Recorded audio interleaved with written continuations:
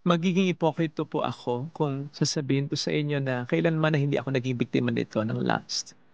Pero masasabi ko rin po sa inyo ng may kapakumbabaan na napakatagal na yung last time na naperwisyo ko ng kasalanang yan. And that's despite na nag-isa po ako sa kumbento, may computer, may internet din ako, at may sasakyan ako, pwede akong pumunta kahit saan. Kaya nagpapasalamat ako sa Diyos dahil tinulungan niya akong ma-orient ang desire ko sa mga bagay na gusto niya na paglaanan ko ng atensyon at enerhiya ko.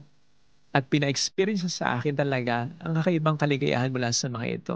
Halimbawa, yung sarap ng pakiramdam pagkatapos misa, pagkatapos magdasal, yung ngiti na makikita mo mula sa mga taong binibiro mo, pinakikisamahan mo, yung gaan ng pakiramdam na pwede mo ring maramdaman mula sa mga namumukisal at kina-counseling mo, yung sarap ng pakiramdam na nakapagbibigay ka rin while you are also being nourished ng spiritual nourishment sa mga minimisahan mo, lalong-lalo na sa mga hindi regular na kapagsisimba tuwing linggo na pinupuntahan ko. Yung kapag kasama ko ang pamilya ko, mga kaibigan ko at ang mga tao na sa palagay ko ay gusto ng Diyos na makasama ko. Yun eh.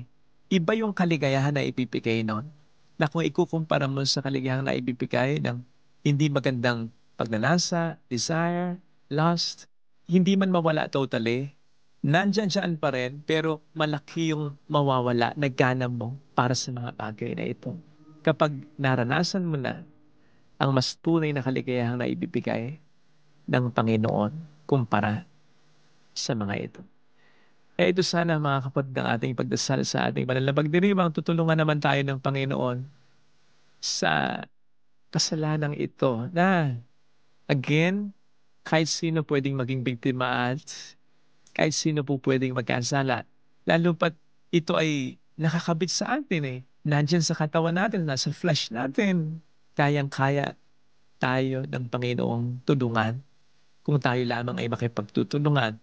Kung iwas tayo at pagtutuunan natin ang mga bagay, ang mga relasyon ng mga tao na gusto ng Panginoon na i-focus natin ang desire ng pansin natin. Ito sana ang hilingin natin biyaya sa pagdiriwang natin.